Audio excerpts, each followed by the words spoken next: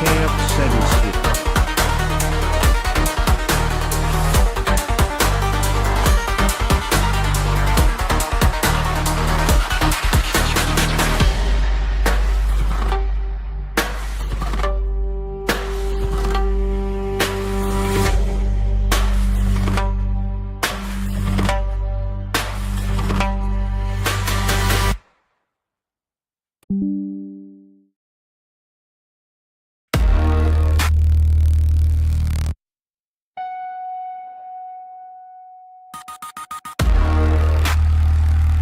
At Jack Ab said.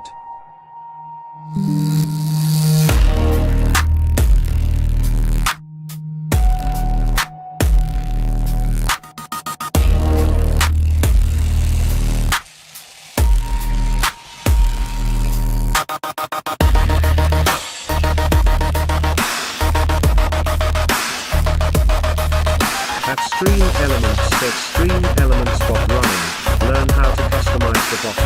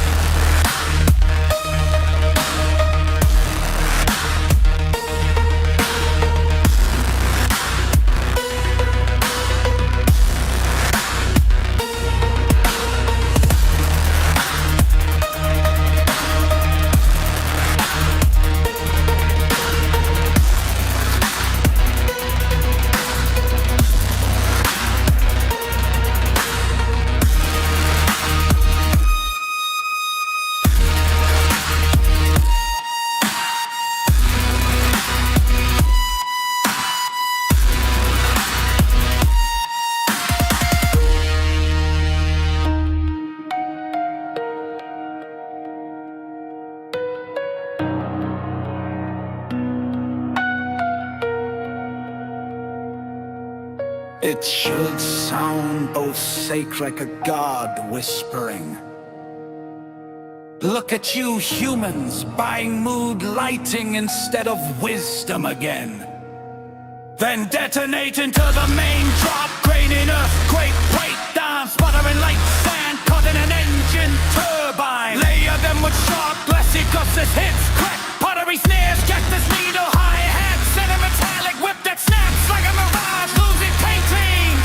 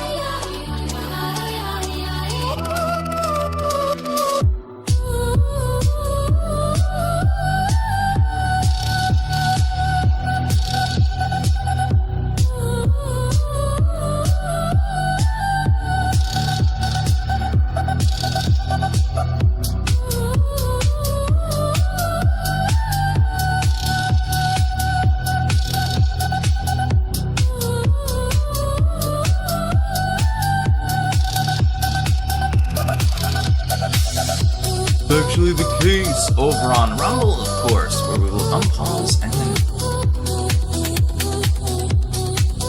go through that. That's where you swear in at. Listen, they don't give you a gun and issue you out rank and a name tag and all that, and you ain't even swore in yet. Listen, swearing in take place day one, day two. Drop a one, military people. Where's my military people at drop a one? Was you in the military 3-4 years and then they say, oh yeah man, let us come swear you in. You know we didn't swear you in yet. You can't be that's like going to court, right? And you know in court you gotta swear in when you go to court. That's like them going through the whole court case, and at the end of the case they like, oh yeah, we forgot to swear y'all in. Go swear everybody in. Bro, you can't even begin the court case and then proceed until you swear them in. Because you can't get them with perjury until you swear them in. If I'm a soldier in the military and I do some traitorous to the country, they can't punish me because I didn't take no oath. They can be like, well, we didn't swear him in yet. Well, you can't punish me because I didn't take my oath yet. That's why they swearing you in first. That's like a police reading you your Miranda rights. If they don't read them, it can jeopardize any further proceedings, and why do all that good work and have it on shaky ground? You might as well read the Miranda rights. This stupid. There's so many holes and mysteries and just crazy stuff with this one, man. Like, who joined the military and don't swear in till 3 years later? You know what that sounds like to me? That sounds like they joined the military, they swore in, but they had to take another oath for the PSYOP. If the military come to you with a secret mission because they know that you can be trusted, they already screened and vetted you, guess what? You gotta take a second oath. Because it's now you going into another level of secrecy. Your first oath was not trading against the people and being a traitor. Your second oath may be you can't dispose this information that the military giving you because it's so secretive you can't even tell your kids and your wife. Now they gotta take you in another room, you gotta do another oath. That's a whole nother contract you making because they about to expose you to a whole nother get down. And once you take that oath, they might say, look, we got a psychological operation that we're running in DC. It's a drill. It's just a drill. We want to see how the public react. You know, it's for training, it's for safety. And we would like you guys to participate. It requires a bit of deception, but it's for good. It's for your country. You don't think some bright young soldier who thinks like, oh shit, they trusted me to be Mr. Top Secret. They're gonna be fucking happy and honored to do that. Don't think this don't happen. And they screen people in advance. They know who gonna be down with it because you got a lot of soldiers that's already part of little militias. They already part of little Freemasonic, little far-right nationalist groups. They already know if we come to average such and such, he gonna be with us. There's no reason for 3 years in your career. 3 years in your career. If you is, that's a whole nother. That's a whole nother. We all took that. We all took that. What kind of oath you take? What kind of oath you take? Hey, go watch. The new Dairy Clown, the new Dairy joint. It's centered around the Air Force keeping secrets from their own people. And you'll see what I'm talking about with this whole. Like the military is a fraternity. Don't forget that. And just like with any fraternity, it's a need-to-know basis. Just like in a game. Everybody don't know what the OGs know. You only know what you need to know. as a soldier. That's how it goes, unless you get initiated to a higher order.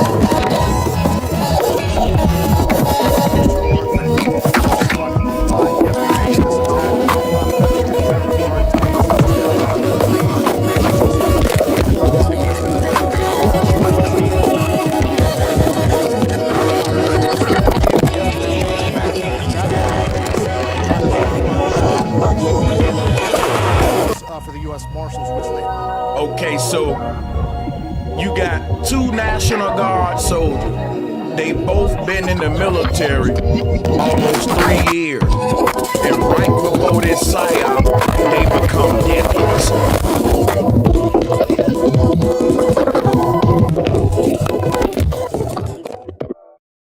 It's the timing for me. It's the timing for me. That's it. It's just the timing for me, man. Yeah, we both just became deputies. Now we're part of the biggest damn psyop this year to end the year off with. Because this one finna allow Trump to get a real dictator type of power, which is, it don't matter if you are an American born and raised on this land. You can be denaturalized and kick the hell up out of America.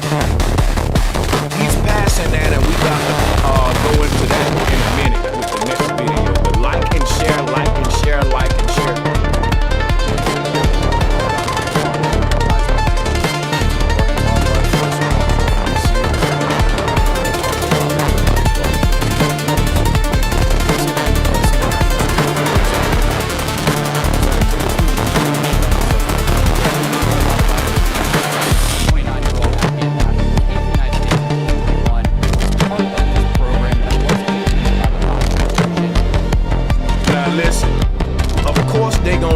Democrats under the bus, and they gonna play the left-right game versus the Zionist game, and the American corrupted government, two wings of the same bird game. Right? So watch this. You can have Afghanistan. I don't know what to call it. Afghanistan soldier. You can have some random Afghanistan soldier to America in 2021 and be working for the CIA in 2020.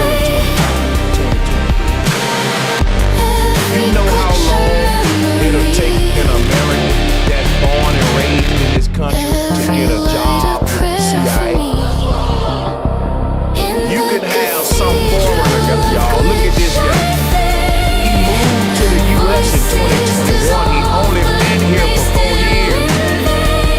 And he already got a job with the CIA. You know how much screening and red tape as a black man you would have to go through to work with the CIA? If you got a fucking DUI on your record, they ain't gonna give you the job. It's so hard to get on with the CIA, but yet you can be a whole Afghanistan stranger, only been in America for 4 years, and you are with our intelligence agency, the department that knows everything about every American. They let strangers come and be exposed to that. Now that's what we need to talk about. And it ain't just Biden and the left. Both political parties is doing this. Because Trump doing it with Israel.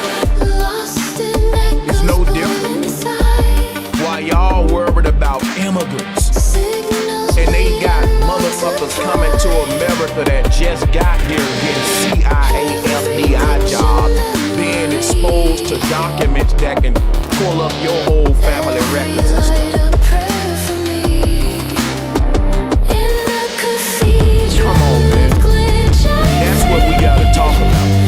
And what do? They target immigrants and Americans with denaturalization acts versus saying, hey, our CIA is opening up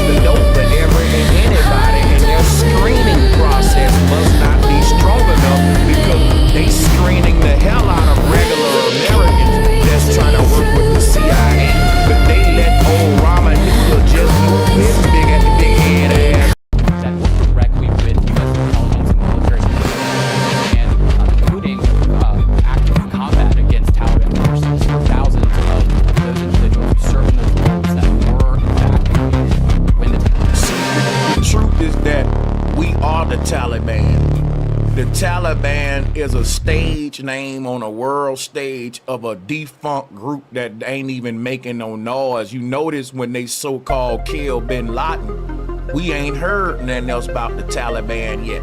They got a new group that they talking about now. You see, and groups don't just work like that. When you kill bin Laden, there's gonna be a new leader rise up to take over the Taliban and continue to fight. But no.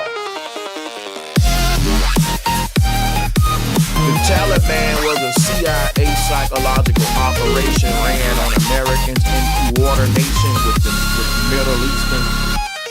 Middle Eastern who work with our CIA. They're just acting. Everything you've been told and shown is a lie. And it's been us the whole time. The Taliban is us. We are ISIS too. The American government is disguising itself as these different enemies. It's working with other countries to manifest these psyops. And it ain't no big bad bully that we fighting against. It's simply them. It's the people in power in this land versus the people. And they are trying every day to take more power and create a dictatorship in the form of running out sequences of events that will slowly but surely take away our constitutional rights and authority as a people. That's what the war is. It's a psychological operation war. It ain't that our military is out there kicking ass, protecting us from big bad Taliban and ISIS and the other ones. It's that all of these terrorist groups, the name of them are code words and psychological operations. These are acts that are taking place on the world stage. When they was going on about ISIS, they were showing all these scary pictures of ISIS with one of our soldiers, and then somebody zoomed in on the arms of two of the ISIS troops, and they had American flags on their arms. So why would ISIS be wearing U.S. flags? They forgot to cover their tattoos that day. Don't think this ain't real, y'all. It's actually when you realize that America ain't got no real terrorist threat like that. All of our threats are technological, like with China and AI and all that. The days of like Desert Storm and like, I know we like to think of this desert trooper from the sand coming to America, blowing up buildings and shooting up National Guards. That right there is a narrative that they've programmed in y'all ever since September 11th. And we should have known then when we found out bin Laden worked for the CIA. Now this dude worked for the CIA. What are the odds of you having all these terrorist attacks in your land? And the last two major terrorist attacks from Afghanistan, the people that did it worked for our own CIA. Now, our CIA is the Central Intelligence Agency, meaning it's their job to have intelligence on everybody, especially the people that they work with. They do more spying and surveillance on regular American citizens than the people that they work with. Does that make sense? It ain't really no war, man. It's them versus us. And I'm telling you, I don't even think that this dude, Ramanullah, I just think it's all acting. And I think they shot blanks. And I think that they're going to be sent to some special hospital, recover or not. Because, again, I just think that the world is a stage. Shout out to Cole Brown. Taliban started to rise to power after the U.S. left, and it appears that was the basis for his immigration into the United States. Now, of course, several layers of vetting and took place after he got here. He was only temporarily allowed to come here at first, but his background with the CIA and the intelligence community does seem to be the basis for his travel to the U.S. So what was that vetting? So did you just hear that? The basis for his travel to America was all centered around his CIA ties, meaning if this dude wasn't given a job from the CIA, he wouldn't even have access to America. So why is Trump targeting immigrants and Americans who born in this land? Because the dude who did the shooting, he wasn't an immigrant. He didn't get his rights to American soil through an immigration process. He got it through a military DOD contract way, and that's another way that you can get access to the country, and it ain't the same as just being an immigrant at the border and going through that process. You get to bypass that process and get the VIP treatment. And it's amazing to me that a lot of the immigrants that work with the CIA and get the VIP treatment, they turn out to be Bin Laden, this dude, while we go our way to screen people that just want to come over here and cut grass, people that want to come over here and pick pecans. Trump is telling you immigrants are the terrorists. And that ain't true. It's CIA sleeper cells that's been the terrorists in America for the past couple decades. That's right. If we was really feeling threatened for our safety, we wouldn't be worrying about these farmers and these Home Depot workers. We would be worried about the fact that the DOD, the CIA, got a very lazy, lousy screening process for these foreigners. And when it comes to Americans, they want to look through your whole family history and all that. That's right. Before you can even get the most basic job at the CIA, black man. You better not ever get caught with a joint in your mouth. You ain't getting on. If they look at your record and say, well, he got a speed ticket, he was doing 61 in a 60 miles per hour zone. So unfortunately, everything is outstanding on your resume. I mean, it's above expectations, but that one speeding ticket where you went, 1 mile per hour over, man, we ain't gonna be able to hire you, man. I'm sorry. Won't you go try the ATF? I heard they hiring.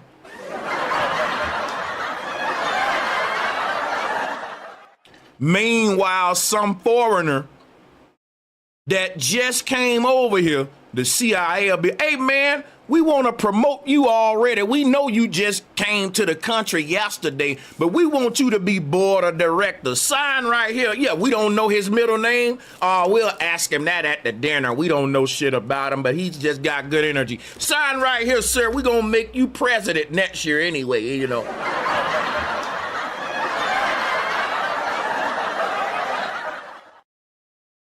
That's what we need to be talking about, bro. Process actually like? Because obviously there were a lot of Afghans that were coming over as part of that Operation Allies Welcome. Yeah, by all accounts, it should have been very extensive. We know that in that initial process, he would have been vetted by the U.S. government, including the CIA. And then once he was... Now they got to do damage control. He wasn't vetted if he was in the country for... Dude, let me tell you something, and this some real shit. It ain't no exaggeration. This goes for an American citizen born and raised on the soil. If you want to get a job with the CIA, it's going to take them 2 to 4 years just to investigate you. It may take them a year or 2 or longer than that, just the screening process, the review process. And then it'll show you that's identity and background checks, biometric vetting. in-person interviews, assessment of individualized risk, eligibility under U.S. law. The vetting process to get in the FBI and CIA takes long. It ain't like McDonald's where you just go fill out an application and they say, yeah, man, can you work tomorrow?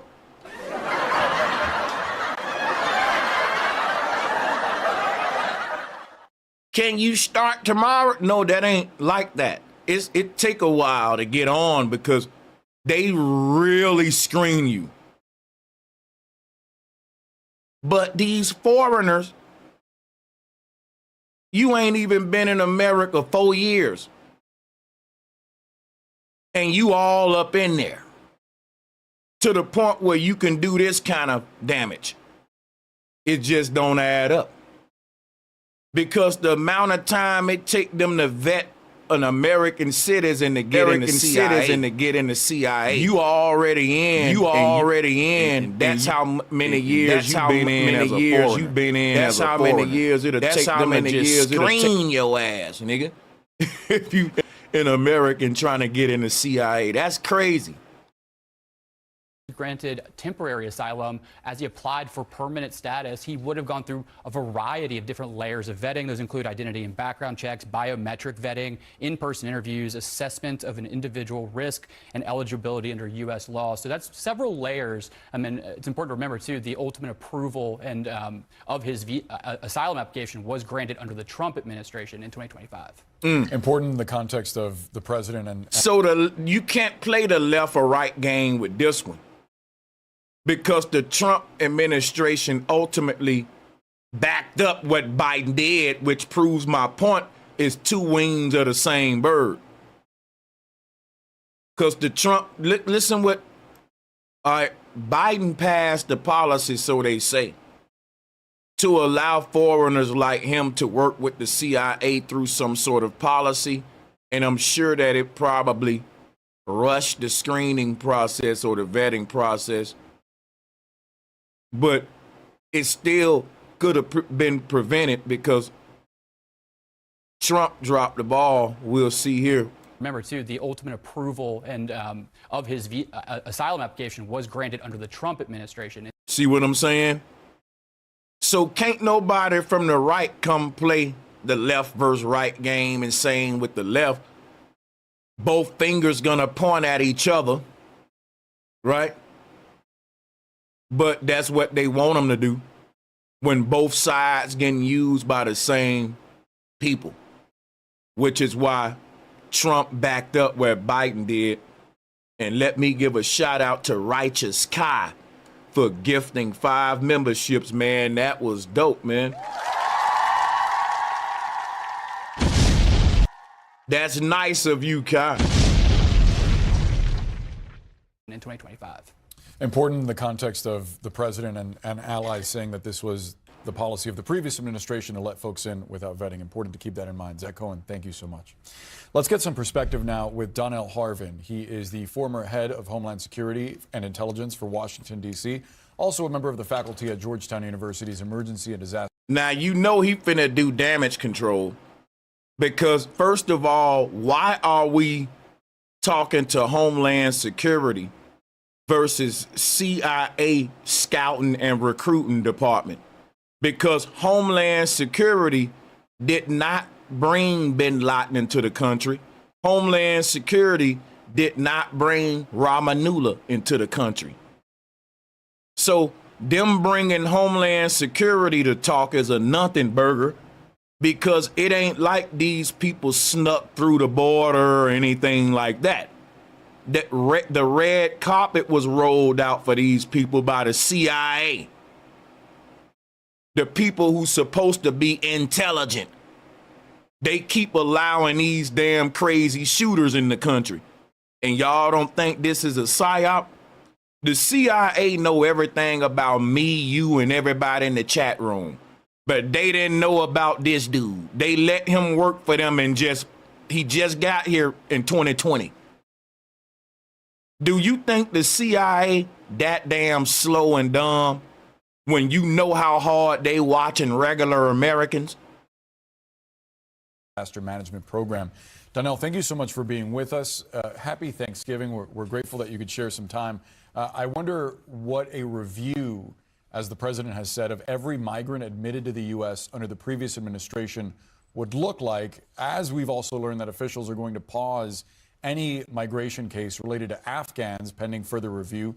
What does all of that entail? But see, here go my thing, right? This was so stupid about it, right? This was stupid. We got Afghanistan Americans in this country, in the military, they working at Walmart, wherever. You got Japanese Americans here. You got Nigerian Americans, Kenyan Americans. You got all these foreign Americans over here.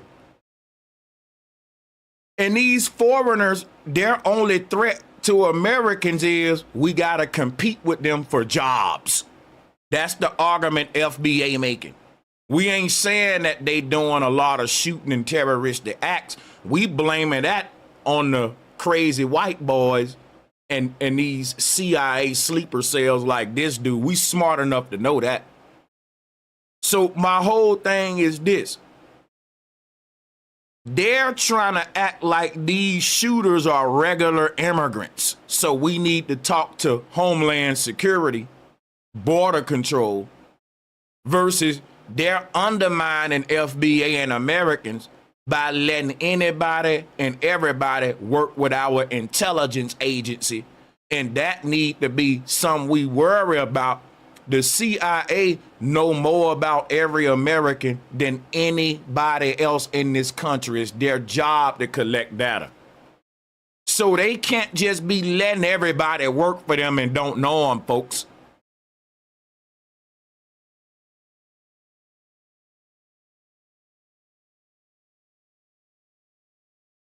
They can't make it like regular immigrants are doing these shootings. Bin Laden didn't come through Homeland Security. He came through the CIA. All of these people. I can pull up a list because I think it's probably more than Bin Laden and this dude. It may be two more that work for the CIA or the military. Not necessarily CIA, but the government, which means they was just talking about the vetting process and they kind of skipped over that and they brought on Homeland Security. And I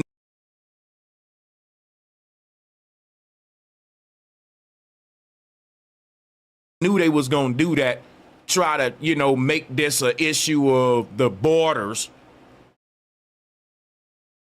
This is a big psyop because think about what I'm telling you now. If we wanted spies to work with the CIA, guess what we'll do? We would go to Afghanistan Americans that's already in our military, folks. Listen what I'm telling you. If we wanted to spy on North Korea, well, let's say we wanted to spy on Japan. We don't gotta go to Japan and find random Japanese to come work for Americans, because chances are, if you live in Japan as a Japanese citizen, you're loyal to your nation. And if the CIA just go to Japan picking random Japanese people, hey, you want to be a spy for us? Them people may come and be working for Japan and turn on us. So this is what the government keep telling us. They saying, well, the CIA are looking for spies, right? We gotta have spies, right? So they're going over there to hire spies, and that's where you wrong at. And that's what we doing with them. We kicking them out with immigration laws. You see the game? We got Japanese Americans already. They telling y'all it's the immigrants doing the shooting. We kicking them out with immigration laws. You see the game? But none of these people are immigrants. They telling y'all it's the immigrants doing the shooting. But none of these people are immigrants. They working with the CIA. The crazy thing is, if we wanted spies, we would be hiring the damn immigrants. Already pissed off at the government, immigrants are so it's easier for them to become a traitor and a spy. They already pissed off at the government, so it's easier for them to become a traitor and a spy. I wouldn't get them from Japan. I would go to Chinatown. If I wanted a Japanese spy, I wouldn't get them from Japan and LA. I would go to same immigrants y'all kicking out and let them work for the CIA. I would go to Chinatown in LA. I would go already to Americanized. Same immigrants y'all kicking out and let them work for the CIA. To teach their native language if they don't already know it, and just move their ass to that country. Is train them to teach their native language if they don't already know it, and just move their ass to that country. Move up in the ranks. And guess what? They'll blend right in and move up in the ranks. Everyone know if we wanted spies, that's why we would. That's a good way to use these immigrants, because everyone know if we wanted spies, but they saying that's why we would kick the immigrants out, because they're these immigrants. But they you are literally recruiting the terrorists yourself because they're terrorists. When for the job that you should be given, you are literally recruiting the terrorists yourself. Because the way that the CIA recruit a job that you should be given, it's okay. If that make any sense. And it's a hit or miss type thing. Because the way that the CIA we gotta go over there to find telling y'all it's but okay, we don't know if the spy and it's really a hit or miss type thing. It does. Because we gotta go over there to find a spy, American. But we don't know if the spy really for us or not. We literally got everyone get a Japanese American. It ain't a nation. We literally got everyone that we can't show you we got in our military, man. Like it ain't a nation in our military that we can't show you we got in our military. Israelis in our military. We got Chinese in our military. Everybody race Japanese, right? We got Israelis in our military. We already got your people, and we got them already indoctrinated. We got Japanese over here that are Catholics, y'all. And we got them already indoctrinated. Why wouldn't we got Japanese over here that are Catholics, y'all? It's easier. But why they want to have an excuse to say why the CIA so clumsy. It's easier. We keep picking the people that want to have an excuse to say why the CIA so clumsy. Intelligence agency, we keep picking. Look at how people that y'all screening Americans, trust, but we can't trust them. And y'all ought to know better than to use your own spies. Look at how hard y'all screening Americans, immigrants, than to be finding them on that land. Than to use your own spies here with these immigrants. Than to be finding them on that land. That entails going through and interviewing quite possibly anywhere from 70 to nearly 100,000 people. That entails going through and interviewing quite possibly. It's got to be very clear to the audience that nearly 100,000 people, these Afghan asylum seekers have come over. It's got to be very clear committed to crimes at such a low rate. I was unable to find any major crimes that were asylum seekers who've come over. These individuals and their family members low rate. I was unable to find any major crimes that were committed by these individuals. Help save lives. These individuals and their family members of former service people going over to rescue them, even save lives. In fact, many documented cases. What happens is that former service people going over to rescue them, even after the evacuation. What happens is that once these individuals go through that layered process of vetting, and they get into the United States, they're kind of free to move around the country at their will. There's no further surveillance of them. There's no surveillance state of them. Now check this out. They got cameras on every street corner. Everybody know we in a big brother surveillance state. Trump just did the Palantir operation. We going into biometrics. We got drones up. When you say that these doggone strangers y'all letting into the CIA ain't being watched, you should watch them more. You're literally going to a foreign land dealing with a stranger you just met, giving them a top secret government job. And you think that they're gonna be more loyal to us than the country that they just came from?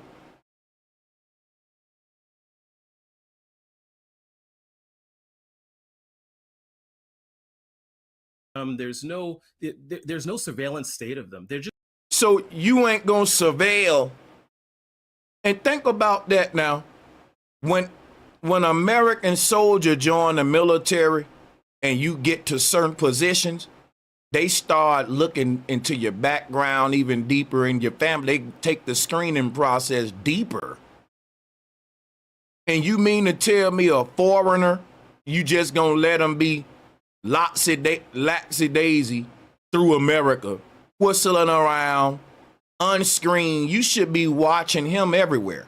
You should have a tracking device in him. Like, you should watch him more.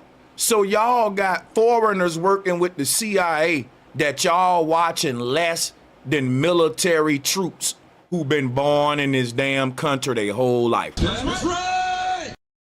They watch regular soldiers. Your daughter, your son go to the Army, the Air Force. They got all these curfews and they got to check in.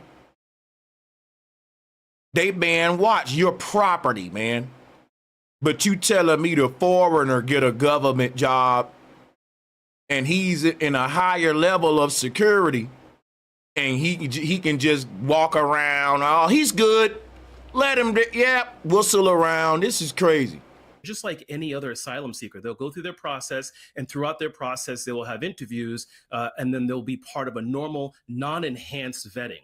What I believe that the administration... This is the hypocrisy with the denaturalization crap. ...administration's talking about now is some type of advanced vetting.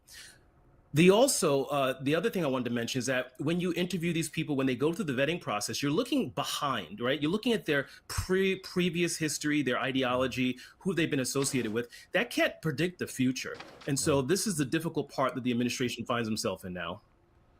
You don't gotta predict the future if you monitoring a person at all times like you doing with regular U.S. troops. How you monitoring regular troops less than you are these people? Yeah, especially as we've seen so many cases of people being radicalized through a number of different means, if this in fact turns out to be terrorism. And that leads me to the next question. How is it that officials determine a motive accurately here? Because you have the administration saying that this was terrorism, but the investigators themselves have to piece that together to show evidence of it. Yeah, in the absence of the surviving individual who's now under arrest cooperating, all reports saying he's not cooperating, they can still piece together their background, who they communicated with. You know, Boris, you and I have been on this topic for many times. Yeah. Invariably, many of these individuals who are radicalized and mobilized to violence have some type of breadcrumb trails. We call that leakage.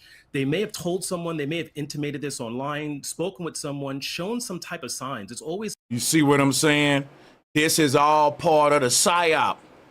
So if this guy spoke with someone online or his online activity was a red flag, how was he able to get this far? They telling on themselves. See, they want to use this to further police social media, to further target and censor who's saying what. Because guess what Trump said? And I'm going to play the video after this one. Trump is talking about regular American citizens that don't love America, and you got all this anti-American speech on your social media, you can be denaturalized too.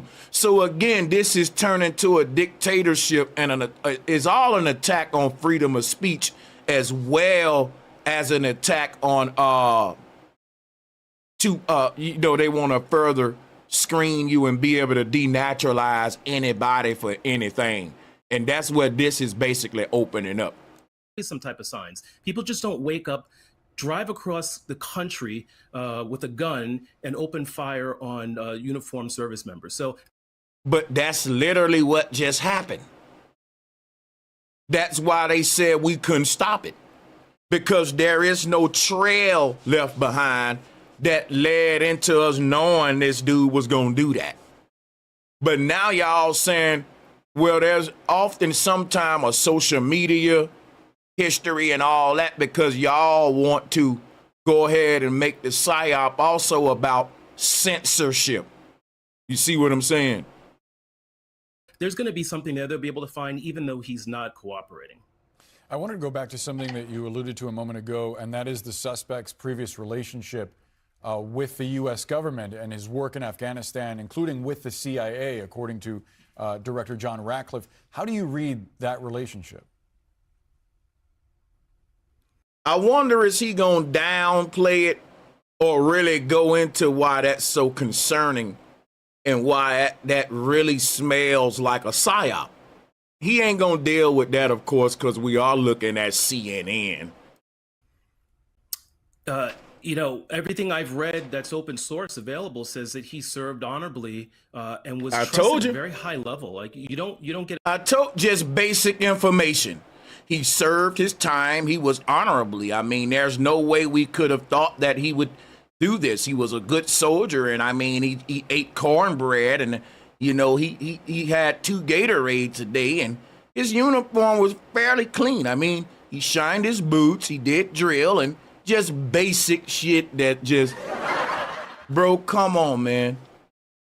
Get attached to a secret, top secret unit with the CIA and special operations if you haven't been vetted even before the evacuation, right? So they trusted this individual quite possibly with their life to make sure that they wouldn't leak any information to adversaries, what they're doing, their movements, what they're looking for. And so something drastic has had to happen over the last 3 years since he's gotten here, Boris. See what I'm saying? He had to go through a mental breakdown. I mean, I don't know if he was receiving therapy, maybe a history of antidepressants, but there must be some sort of psychological breakdown. It can't just be a conversation about how our government keep letting every damn body into top secret positions and we don't even know them. That's right. And the reason I want to talk about that, because if we talk about that, it'll expose these psyops. It'll expose y'all are too smart. We talking about the DOD to allow these kind of people to go undetected in this country and to be here only for 4 years and be this high up in the CIA. See, that's a red flag. There's some fishy going on. So how you attack that is you play on their intelligence and you say, wait a minute, y'all so intelligent, why y'all keep doing dumb shit? But it never goes into us criticizing the CIA. It goes into us talking to Homeland Security about the borders and the immigrants, even though it's the DOD and CIA that keep allowing these quote unquote terrorists in here. See, and they just can deflect, clear the CIA and keep talking about Homeland Security, which I don't even know why this dude up here. They asking him about a military soldier, and he has nothing to do with that. We need to be talking to a CIA director, man. And we need to be asking him about the vetting process. That's what everyone need to be talking about, but they don't want to do that because it'll shed light on something ain't adding up. Because we know how hard y'all go to screen Americans. How is this dude able to get this far up in just 4 years and he's a foreigner? That's going to show so many flaws and so many just, you know, things they doing purposefully to run these psyops. And that's why they got to deflect with that and keep it on immigration, Homeland Security. This is really, really unprecedented. And in a year that the word unprecedented has been used an unprecedented amount of times, we need to just sit back and look at how bonkers this is that someone would actually open fire on U.S. service members. I did some research before we came on. I think it's bonkers that someone like this can even be working for the CIA and the CIA didn't vet them and know all of this, dog. That's what's bonkers. I haven't seen any incident of this in my lifetime, and I'm over 50 years old. And Donnell Harvin, thank you so much for the perspective. Appreciate you.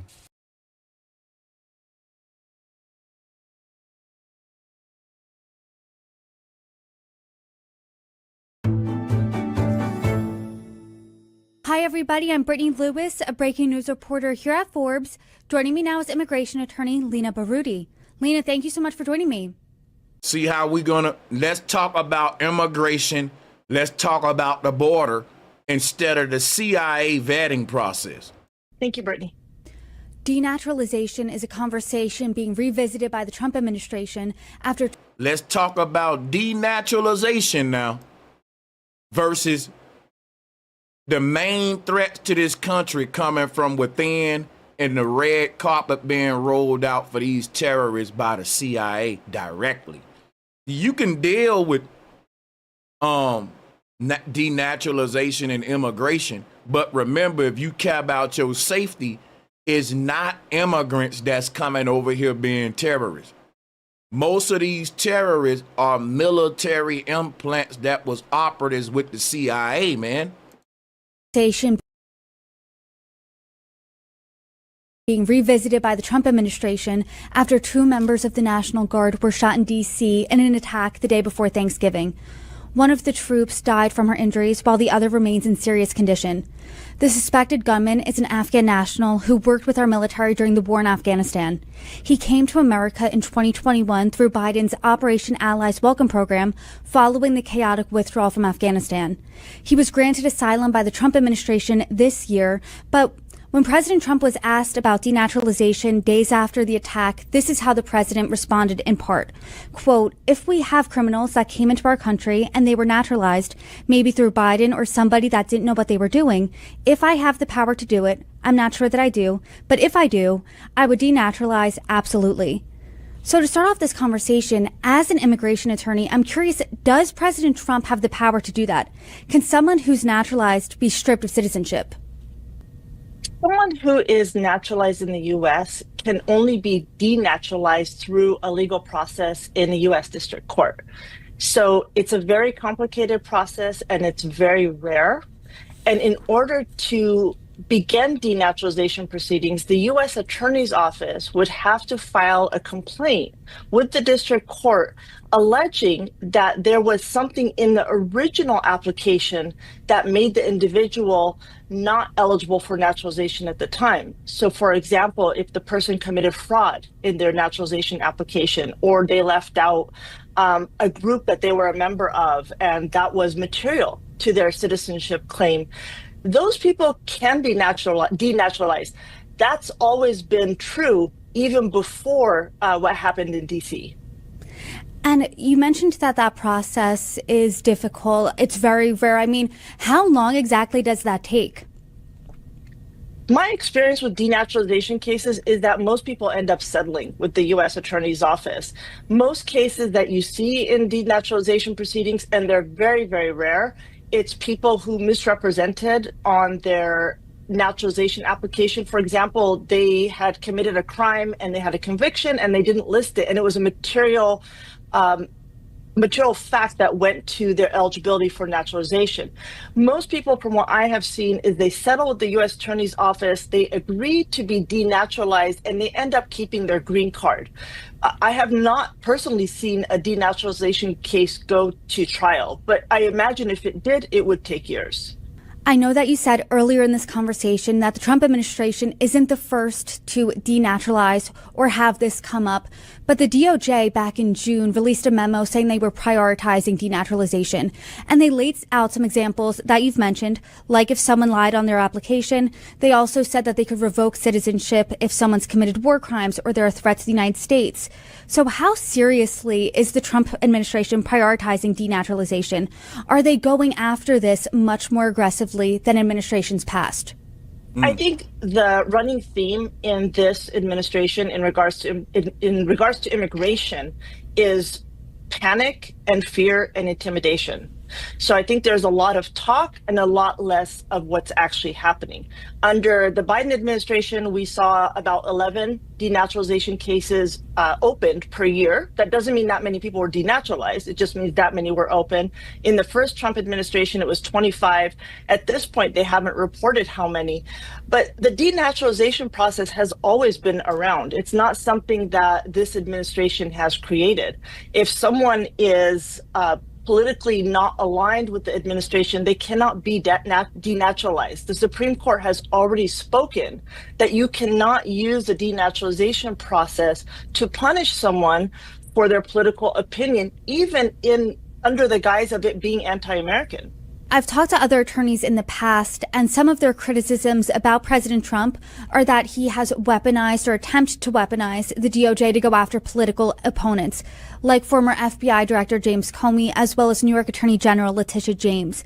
And I know that you've said that there's law preventing a president or an administration going after a naturalized citizen and trying to denaturalize them. But how difficult or hard would it be for President Trump or any administration to target someone, go after a naturalized citizen, and try to revoke their citizenship? Absolutely. And I think you hit the nail on the head. This is exactly what this administration does. And this is the thing that's confusing about naturalization applications and even green card applications. As we saw in the last year, the administration went after pro-Palestinian anti-Zionist activists and dug up information in their green card and created this idea that they left things out that were material. The problem with green card applications and citizenship applications is you don't know how much to disclose because there's not a universal application of the law. I can give an example. I was at a citizenship application 2 weeks ago, and the officer asked my client, have you been a member of any groups? And my client said, does X group count? It was something like a Costco membership, right? And the officer says, I don't care. A week later, same question, different officer, and the officer says, you have to list every group, however you define membership. So yes, the Trump administration can always go back and open people's applications and on a technicality use that to denaturalize them or try to take away their green card. Yeah, they can say, you know what, man, we found out you had a Sam's Club membership. We got to kick your ass up out of America. You lied. You are part of a group. I know that you're saying that this process is really rare, but since this conversation has come up, do you think naturalized citizens should be concerned right now? I think everyone should be concerned right now. So for all of the people out there that's saying it's a nothing burger, this lady worked with the denaturalization department. She worked with immigration. She said everyone should be concerned with Trump in office with these denaturalization policies. It's a very rare process that he's going to make common in his dictatorship, meaning even if you're born and raised here, no matter who you are, you can get put out. Now, and my thing is, if we gonna play this game, then that go for you too, Trump. When you do anti-American stuff like put Israel before America, let's start first with you big traitors in high places if we gonna play this game. We've seen U.S. citizens who were born in the U.S. being arrested and having their rights trampled on. So yes, I think naturalized citizens should be aware of what's going on. They should be scared. As I've told my clients, everyone is subject to arrest. Whether or not you're a U.S. citizen, we see that people are being arrested. As far as denaturalization proceedings, I think if people's applications were 100% complete and they did not leave something off that was material, like a political alliance or a membership in a group or a conviction, they should be fine. But of course, there's no guarantees under this administration. And I know that you said that it's a lengthy legal process, but let's say that you've renounced past citizenship from another country. You're stripped of your citizenship in the United States. Where does that leave you? I actually deal with this issue quite a bit in my practice. You would be stateless. If you don't have citizenship in any country, you are stateless. And essentially, the U.S. cannot remove you to any country unless that country will accept you. And most countries will not accept someone without a travel document. So we see this, for example, with Palestinians who are stateless. They don't have citizenship in any country. We've seen this with Russians who are from former Soviet. Now, guess what? The people in our country who we're calling small hats, if you look at their biblical history, they were stateless. They were nomads. They were gypsies. And now these people are running entire nations. But that's the narrative, that's the script we get. Stateless people who haven't pledged themselves to any land are extracting the wealth out of all of those lands and creating stateless people. That's crazy. Countries who never got citizenship from Russia or their birth country.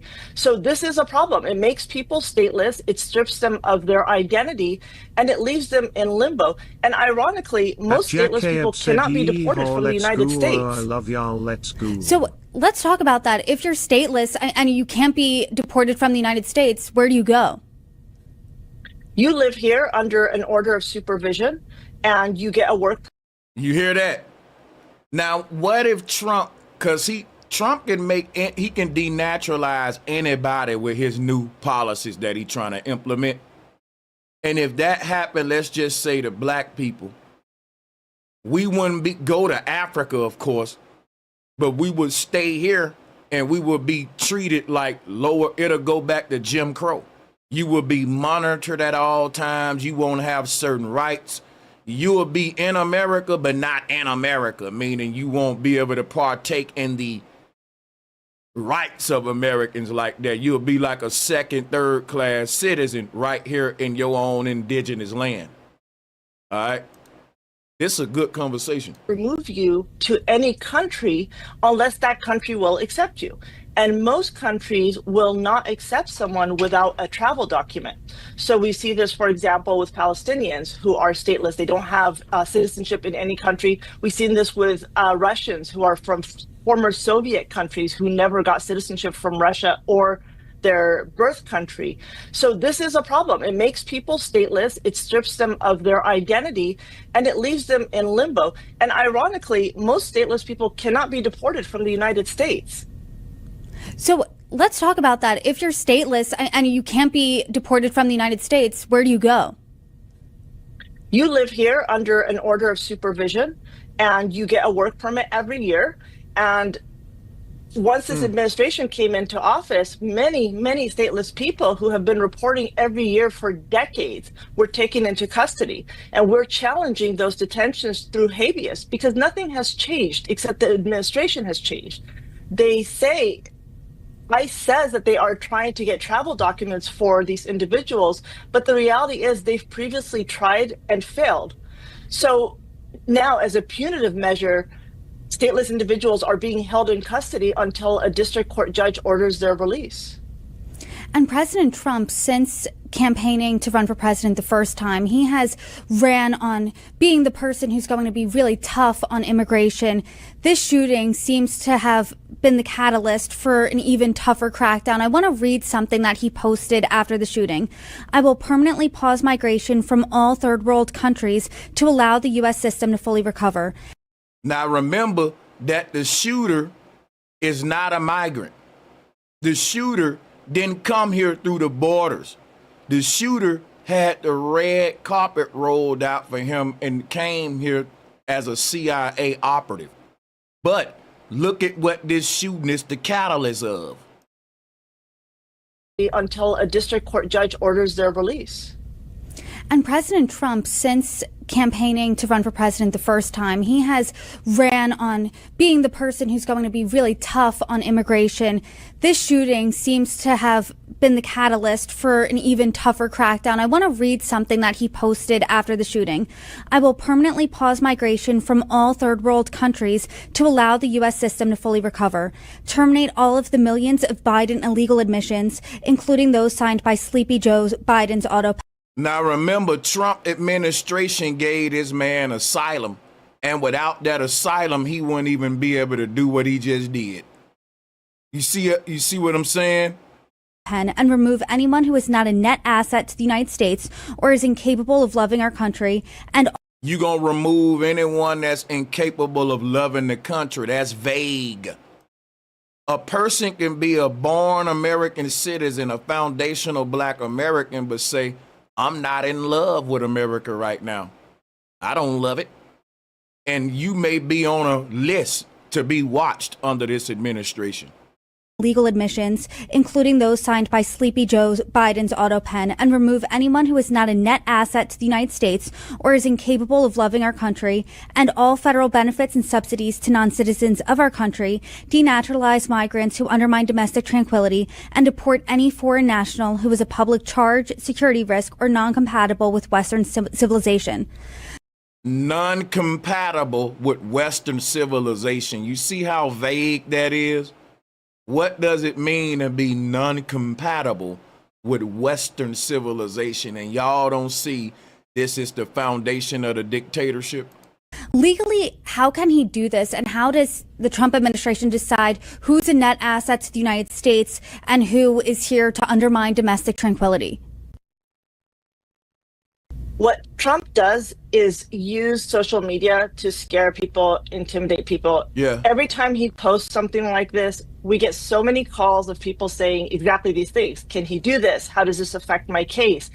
The reality is what happened in DC was awful, but that individual is one individual. And what the administration doesn't do is mention his background, which is that he worked for the US government as part of a death squad. Why don't Trump mention that? Why? Why be deceptive?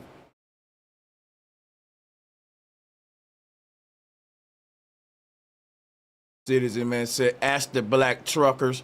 The foreign truckers are losing their CDLs and black truckers are getting more work and paid more money.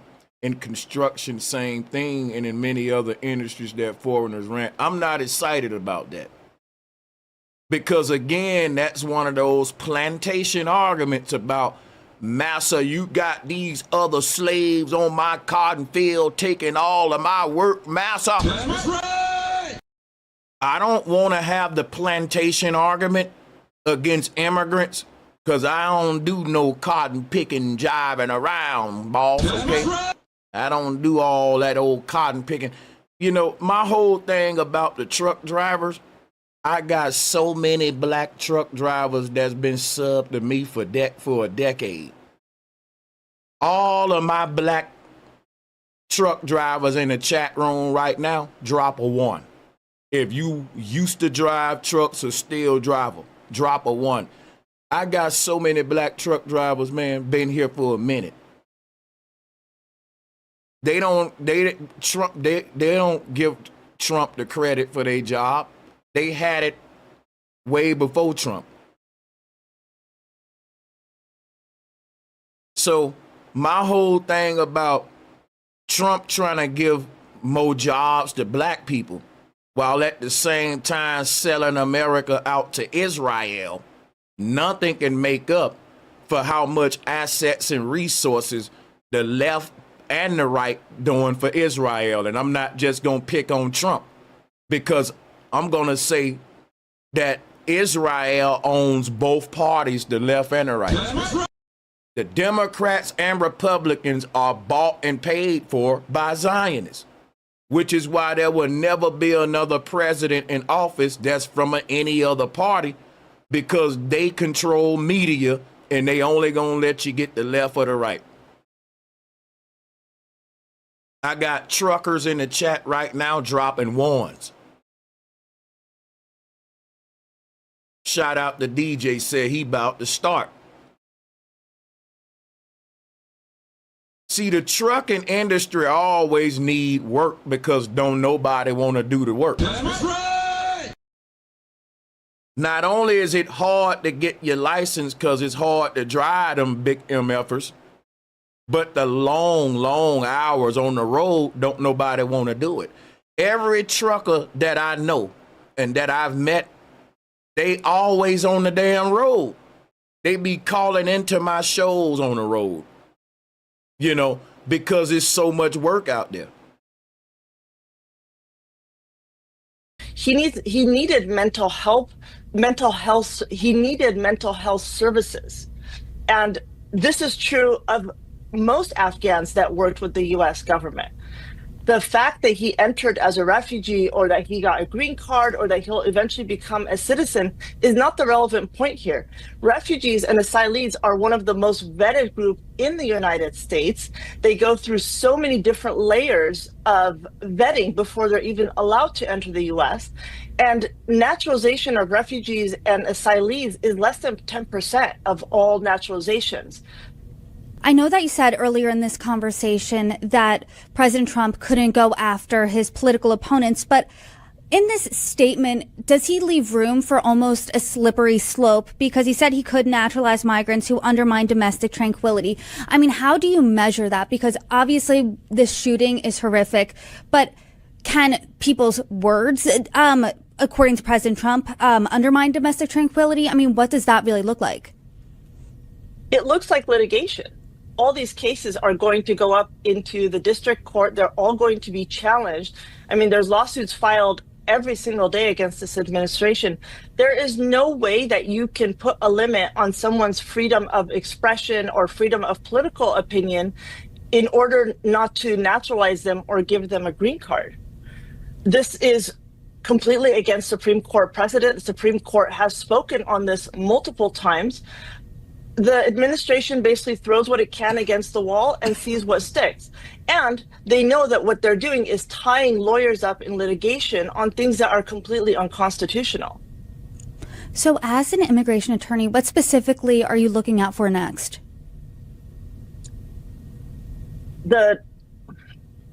Right now, the highest number of cases we are seeing are people being detained. So habeas petitions have taken a lot of our attention. People who are being put into deportation proceedings that have been in the US for years, people who are being arrested at interviews. Detention is the big thing right now, and that's intentional, not only to create intimidation and panic in the immigration community, but to make sure that immigration attorneys are spending most of their time litigating and not focusing on other applications. And my thing is, there should be some kind of checks and balances for the CIA vetting leaders or whoever do the vetting for the CIA. Because the fact that the two biggest shooters of our time was working for the CIA, that's a big problem, man. That means that our biggest threats are coming from within and they ain't coming through the border. It's not an immigration topic. We don't got to go through denaturalization talk because what we're seeing is that they coming in here with a big red carpet that's rolled out for them by the CIA. That's right. So after we done talking about all this, we then got to still talk about where the biggest threats are coming from. And that's the whole psyop behind this shit, you know. Okay, Citizen Man said the truckers weren't eating like this under Biden when the borders were open, and any trucker would confirm that. I don't really care whether they was or weren't. I hope the truckers don't take that offensive. I don't mean it like that. I'm saying there's nothing a person can tell me that what Joe Biden doing for anybody, or what Trump doing for anybody that could compete with both of them parties doing for Israel, man. That's right. So whenever we compare what the left and the right doing for Israel, anything we compare versus that become you giving me peanuts, man. And if we keep being happy with peanuts, that's all they gonna give your ass. We gotta get bougie. We gotta say, you know what? Thank you for the peanuts, but you should have been gave me that, and you need to do better next time. Like what Umar Johnson told that lady.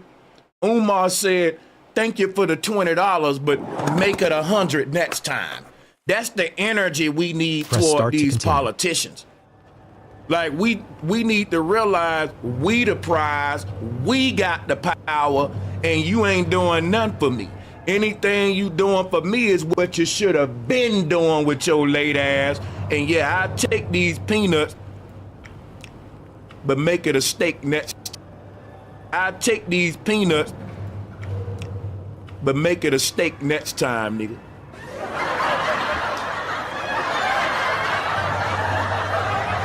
And benefit. We gotta get our bouginess on. We gotta always act like it ain't enough. It ain't enough. It ain't enough. We gotta be greedy. Why? Because look at how much Israel getting. That's right. I wanna see how far I can push it. I'ma always say it ain't enough. Fuck that. It ain't enough. So I'ma tell everyone, hey man, quit acting like that shit is enough, man. Quit pointing out that little bullshit peanuts he giving us. And let's keep begging him and let's keep telling them we want this steak. That's my mentality, like, because with Israel, they always acting like it ain't enough. It ain't enough. It ain't enough. Give us military personnel. It ain't enough. Give us billions of dollars of tax dollar. It ain't enough. Give us free tanks and military equipment and real estate in America. It ain't enough. Give us the power from American citizens and let us rule over them even though we're a foreign country that's in their land. We want to work side by side with the government like we got a dual government going on. That still ain't enough. We want access to all the minds of Americans because we want their ideologies to all be founded on Abrahamic faith. That is a Zionist agenda. That still ain't enough. They want to tell you what to think in the form of science, evolution, you name it. It ain't enough. They want to transform your food and all that. You keep taking peanuts saying it's enough, man. And when you see what they giving to other people who doing less than us, we gotta quit tap dancing for these peanuts and pointing out these little crackers that they giving you and shit. You know, they threw you a little pack of crackers. Okay, man, I like oyster crackers too. Okay, I like them too. It ain't enough.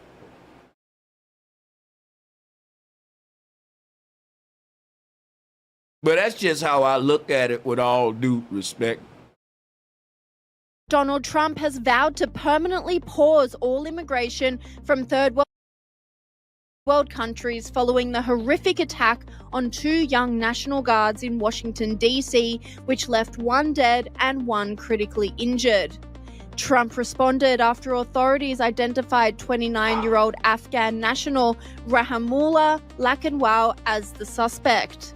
He posted on Truth Social saying, "I will permanently pause migration from all third world countries to allow the US system to fully recover, terminate all of the millions of Biden illegal admissions, including those signed by Sleepy Joe Biden's autopen, and remove anyone who is not a net asset to the United States or is incapable of loving our country, end all federal benefits and subsidies to non-citizens of our country, denaturalize migrants who undermine domestic tranquility, and deport any foreign nationals who is a public charge, security risk, or non-compatible with Western civilization."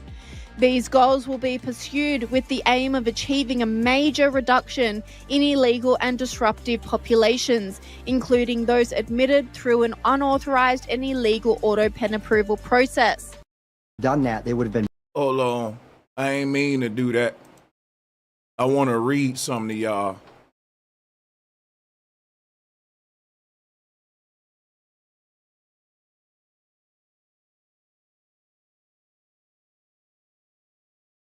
Look, it say I will permanently pause migration. Permanently? Permanently. It didn't say temporarily. Now I wonder will this turn into controlling where Americans can go? Because remember, the countries that we start saying that they people can't come over here, they may turn around and say, okay, well, Americans can't come over here. But that's crazy. Anyone who is not a net asset, shout out to Goon Ho. Trump pardoned Honduras' former president, and he was doing 45 years for drugs. Look it up. Wow. Oh!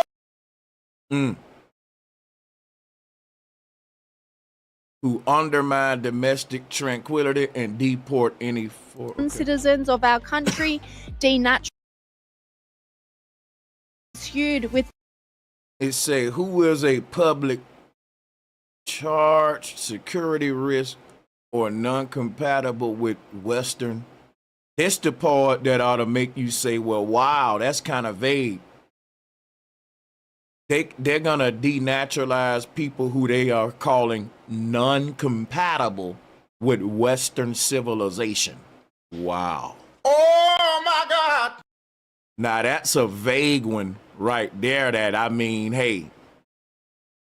And he said this is permanent. The aim of achieving a major reduction in illegal and disruptive populations, including those admitted through an unauthorized and illegal auto pen approval process. Only reverse migration can fully cure this situation. Trump then doubled down, proving he has the authority to permanently pause immigration for third world nations, saying, Immigration and Nationality Act, Section 212F. Whenever the president finds that the entry of any aliens or any class of aliens into the United States would be detrimental to the interests of the United States, he may, by proclamation and for such a period as he shall deem necessary, suspend the entry of all aliens or any class of aliens as immigrants or non-immigrants, or impose on the entry of aliens any restrictions he may deem to be appropriate. The president was then pressed about the new policy by the press pack on Air Force One. Anyway, those people, the people from different countries that are not friendly to us and countries that are out of control themselves. Countries like Somalia that have virtually no government, no military, no police. All they do is go around killing each other. Then they come into our country and tell us how to run our country. But that ain't true, though. I haven't seen any Somalians coming into America telling us how to run the country, but I see a lot of Israel. See, here's what I'm saying. Watch this. When you talk about people coming here telling us how to run the country, not only are these people coming here telling us how to run the country, they running it. This is a whole nother foreign entity. They treat this country like they second home, and it's my first home, and I don't even get this treatment. So Trump talking about he worried about who coming here and trying to run the country when we got a group that run both the left and the right. They got him putting that yarmulke on, kissing the wall. We got a whole theological order in our political system. A religious order, calling the shots. So Trump ain't really concerned with some other entity trying to tell us how to run our country and who's running our country when he's already a puppet for his controllers. Like, he ain't worried about that. Trust me, there's pictures like this wouldn't exist. He wouldn't be selling the country out to these small hats. So, on one hand, he can talk like that, but that ain't what we really see from him. It's always like brown-skinned people, and I'm not pushing no immigration and that. I'm just showing you the hypocrisy. That's what my show is about. We don't want them. We gotta talk up. She said how many countries? Is there a list? Well, I guess we gave you 19, right? There's probably more than that. Is that what you mean when you mean third world countries, those 19? No, I don't think they're all third world, but in many cases they are third world. They're not good countries. They're very crime-ridden countries. They're countries that don't do a good job. They're countries that don't register from the standpoint of success. And we frankly don't need their people coming into our country telling us what to do. When you talk about I'm talking about like Somalia, where you have a congressman who goes around telling everybody about our Constitution, and yet she supposedly came into our country by marrying her brother. Well, if that's true, she shouldn't be a congressman, and we should throw her the hell out of our country. The The president then went further as he rammed home his message, reposting a graph showing the foreign-born share of the US population is now higher than it has ever been in recorded US history. But not everyone is happy with Trump's new policy. Guess what, though? We still know that minimum wage is still roughly the same since the Democrats. Trump ain't really doing nothing for the working man. Now, people can point out maybe the trucking industry. I ain't gonna debate Citizen Man or the truckers on that, right? I'm saying if we don't see it across the board in general for all Americans, then it's really fails in comparison to what Trump is doing for the small hats. You know what I'm saying? He ain't playing, and he's literally like, he's basically giving them the keys to America. Gave it to them. You know, they already had the keys to the country. With left-wing commentator Ro Kahana slamming Trump for his stance, saying Trump's threat to ban immigration from third world countries, an outdated term, is returning to a pre-1965 America, where immigration from nations like India was severely restricted. My parents would not have been welcome. His threat to revoke citizenships to those who views as a non-compatible after how hard immigrants from places like Mexico, El Salvador and Guatemala have worked to earn citizenships is callous and frightening. What may be a casual rant on social media by the president is devastating to millions of hard-working, law-abiding immigrant families. They are reaching out scared. This is not the time for politicians to cave. But founder of Veteran Action and Afghan veteran Mark Lucas is completely behind Donald Trump. President Trump is making the right call to pause all immigration. And I'll tell you that ordinary American citizens cannot fathom the evil that we as Afghan veterans saw in Afghanistan. But see, y'all saw this in Afghanistan, right? And my thing is, the people that are coming to America during these attacks, they're being invited in through our CIA, the departments and agencies that's responsible for our protection. So that's a whole different kind of threat. It ain't like they sneaking into here. It ain't like they're pulling a Pearl Harbor or September 11. This recent shooter literally worked for the CIA and Trump gave him asylum just recently.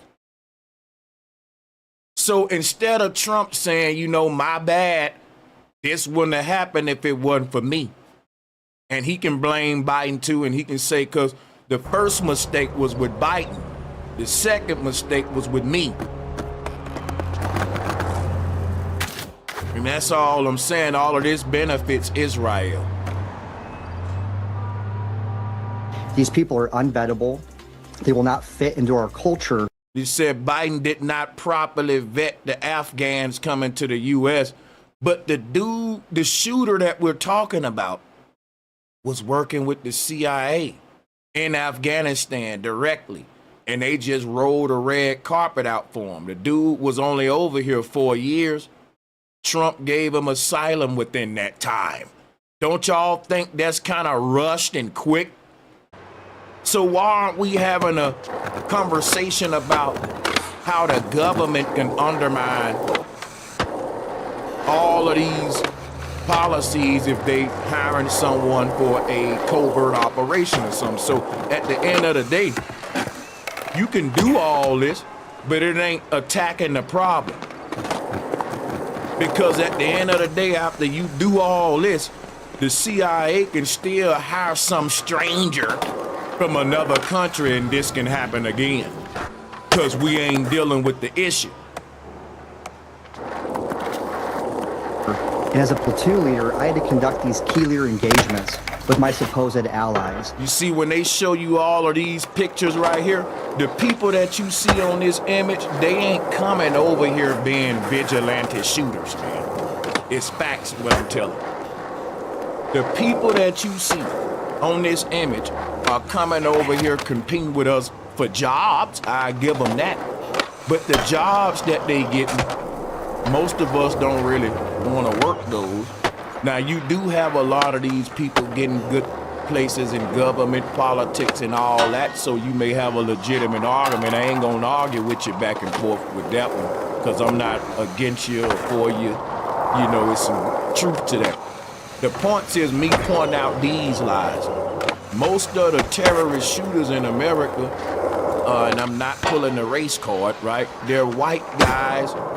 They're bombers like Columbine, Oklahoma City, you know, like the Charlie Kirk situation. And whenever this stuff happened, they make everyone else a problem except for the direct problem of the matter. You know, just like with Kirk. So this guy, they showing you these images of these immigrants and stuff, making them to look dangerous, you know. And these are not the profile of your typical terrorist shooter. It's just not.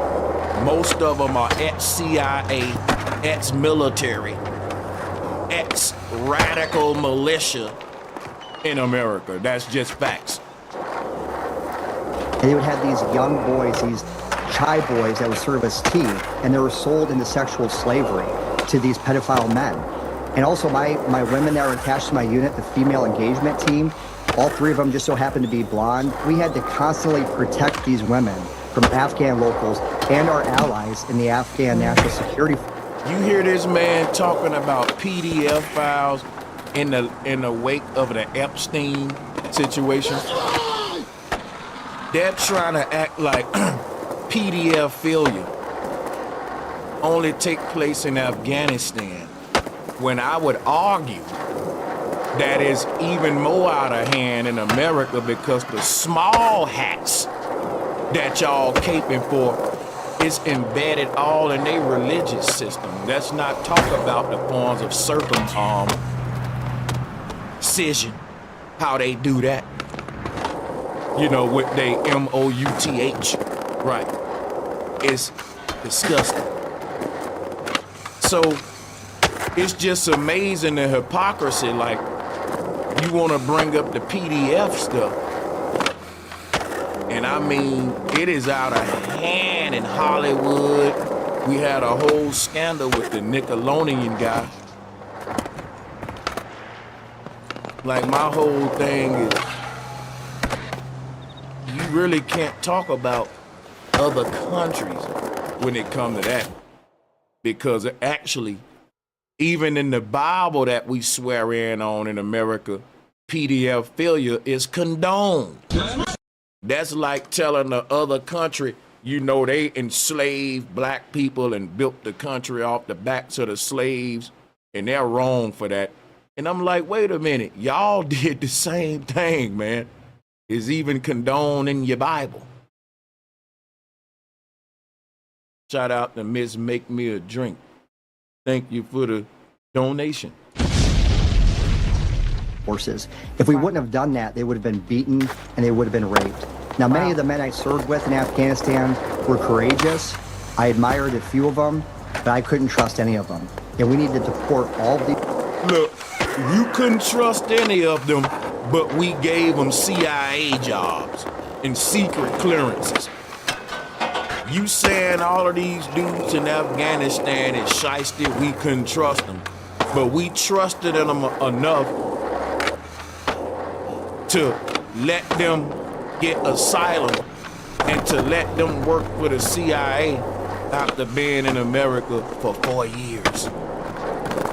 You can't trust them.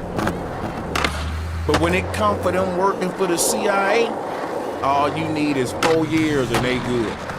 Apparently, y'all trust them more than American citizens because Bin Laden worked for the CIA. My thing is, you saying that y'all don't trust them, it don't show. Because, I mean, they got a lot of positions in the CIA and all this stuff. These people as soon as possible to protect our homeland. We should have never brought him into our country to begin with. And let's talk about that. Who did it? The CIA. The people that's supposed to have the intelligence and that's supposed to be protecting us from domestic and foreign threats. But no one want to deal with that if the enemy coming in here directly through them. Then you doing immigration policies and targeting, migrants and all that is just a distraction. We couldn't hardly vet these people in theater.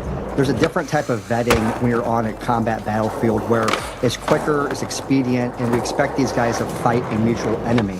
But the vetting to bring somebody into our country is wildly different. These people do not assimilate. They don't love America. They don't respect our Constitution. And I agree. I'm not disagreeing. Some of the stuff he's saying is true.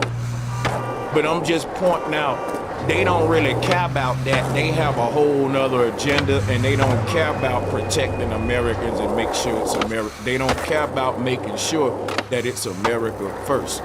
They don't. They act like that, like it's about Americans and for the citizens. But and then they show you this to scare you, but it's a whole nother agenda. Again, they don't respect our norms. They're coming here to dominate. And if we don't quickly deport these people, including this guy's wife and children after their interview, we will see more attacks on service members. We were promised during the global war on terror that we're going to be able to fight the enemies of the United States on foreign soil so we wouldn't have another 9/11. Well, we just lost one. This is a big psyop. Look at all the code words. It's the same script from 9/11. Service member. How many more service members are we going to have to lose because we're adhering to some politically correct political ideology on immigration? And while some are supporting the move, MS Now had a meltdown. Well, it's not just Donald Trump or Stephen Miller or this greater White House. Some Republicans in Congress are calling on Trump to end all Muslim immigration, and I want to make sure I have it right, and quote, deport every single Muslim and Islam. So now you're attacking a whole religious faith. You got to think about this now. If they can do this to Muslims, they can do this to any ideology that they think is a threat to quote unquote Western culture, is what Trump said. If it's not in alignment with Western ideologies. And Islam is not.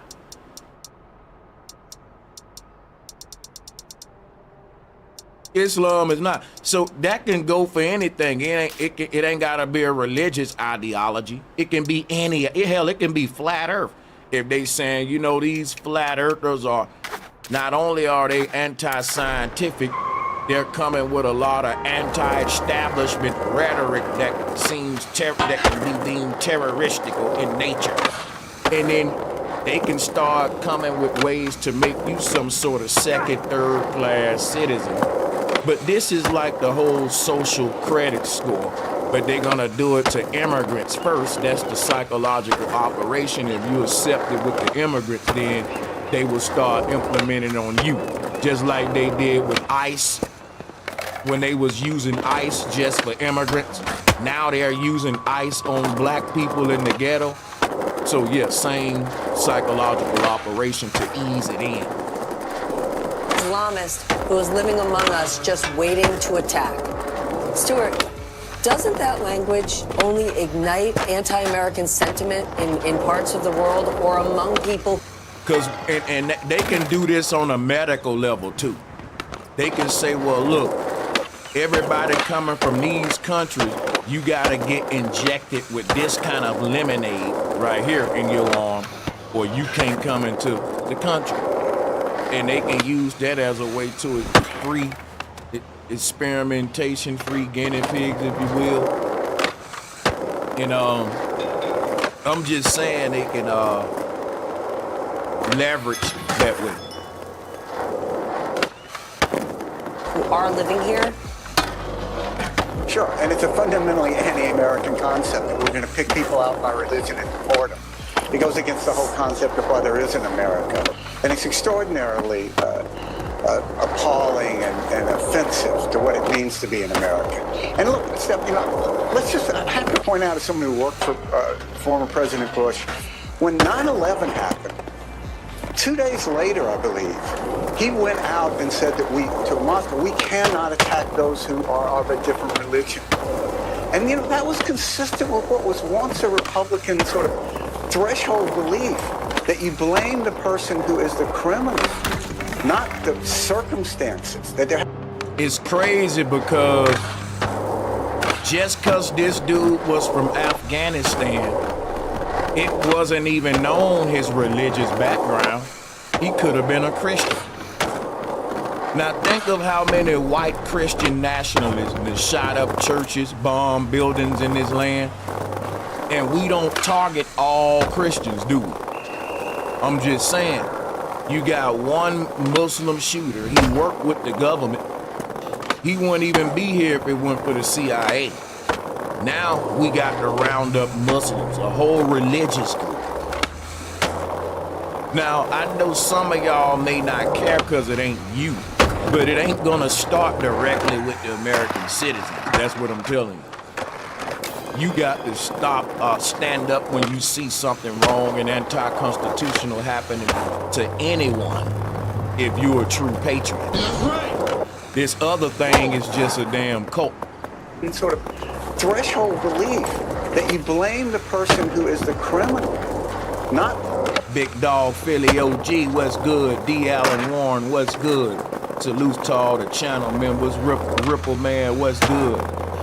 Shout out to all the viewers in attendance today and everyone that supported the show. Salutes to the Patreon. The circumstances, that there has to be some sense of personal responsibility. And the party used to believe in that. At least we said we did. Apparently we didn't. And this sort of scapegoating. I mean, after the Vietnam War, there were thousands, tens of thousands of Vietnamese who came to America, who had fought and been allied with Americans. Some of them created Vietnamese gangs. There's Vietnamese crime problems. But does that mean it was wrong? Of course it doesn't. Gentlemen, we're going to have to take a deep breath on this one. If only we could be spending this hour, these hours, these days, just thinking about the victims. Jeff, Stuart, thank you for starting us off this evening.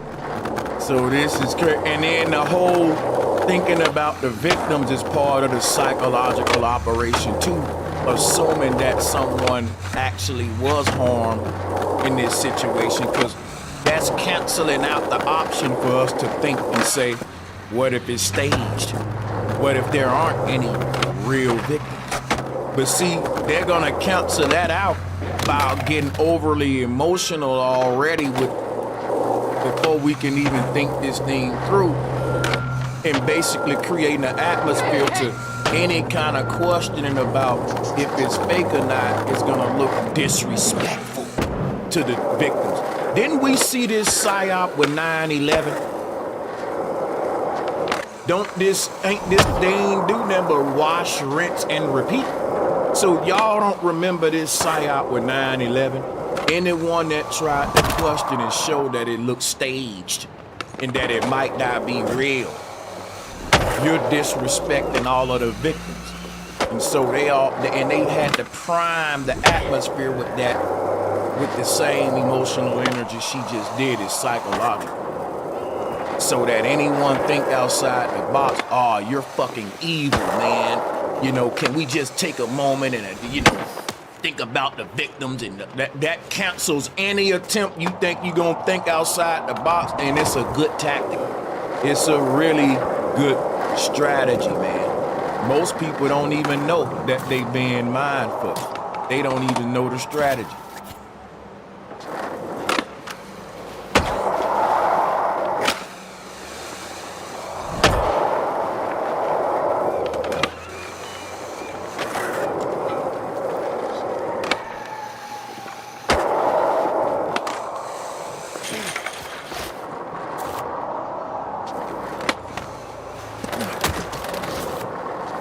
We have some news right now. Donald Trump is calling for the denaturalization of migrants living in the United States of America who, quote, undermine domestic tranquility. That's a direct quote from the president in his latest Truth Social post, the one where he called Tim Walz the R word, the slur.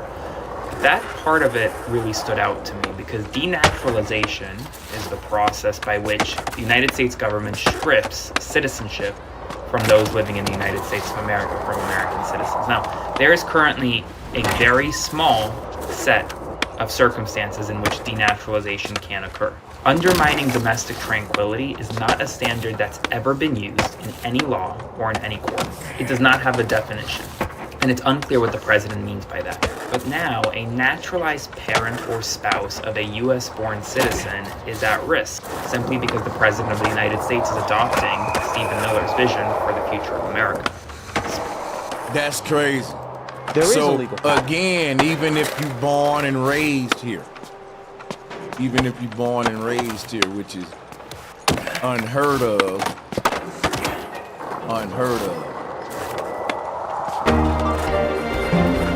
denaturalization of U.S. citizens is unheard of, and that's what we got under Trump. Select a player to join their party or send a party invite. Man.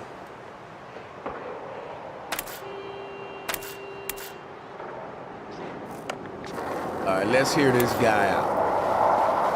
He's going viral. So the Trump administration just announced that they're going to be prioritizing denaturalization cases against... Boy, please tell me you ain't gonna have that piano playing through the whole shit. Naturalized U.S. citizens. These are citizens... Guess we got a Barrett. Let's go.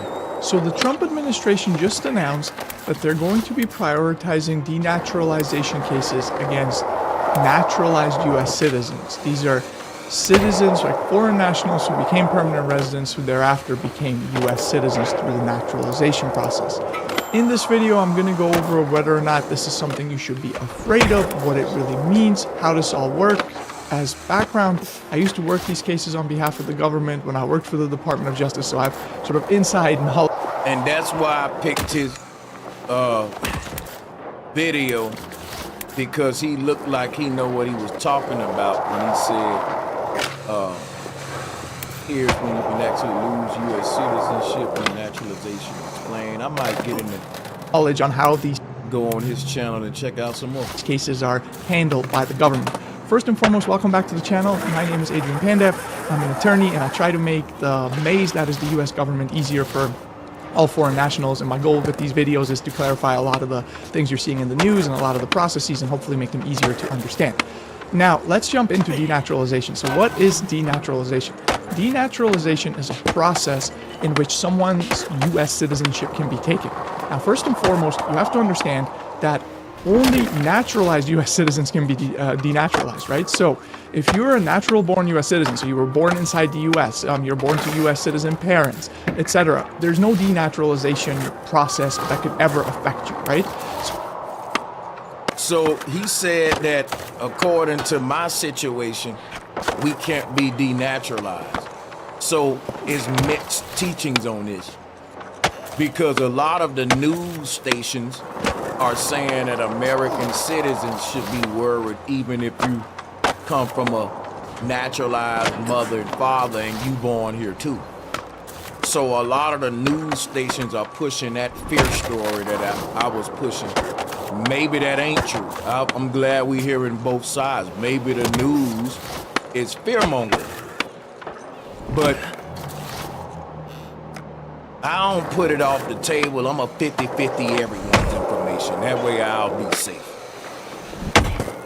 So this only applies to individuals who were, foreign nationals, came here, became permanent residents, whether it's through their parents or individually through work or, whichever means. You became a permanent resident, you had a green card, and then filed to become a U.S. citizen through naturalization. Those are the individuals that could be impacted by this. Now, who can be denaturalized, right? What does the government have to prove in order to denaturalize someone?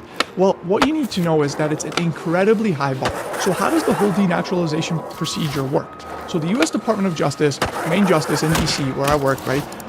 They first have to initiate the case with a federal court. They have to file a complaint in which they have to present clear and convincing evidence that leaves no doubt that the individual either illegally procured their U.S. citizenship or became a U.S. citizen by concealing material facts or through willful misrepresentation of material facts. So the bottom line is the government has to show to a federal judge that there's been some sort of serious violation or crime or major issue in someone's record that they hid from U.S. immigration, whether it's through at the naturalization stage or previously at the green card stage, right? Generally speaking, right? When people hear, when they hear the rule, they think, oh, I forgot to disclose a parking ticket or whatever, speeding ticket. That is not what we're talking about here. During my time at the Department of Justice, I only saw denaturalization cases. So this guy worked for the DOJ, which is kind of going to give his word a little more weight than the news, which is why his video going viral. And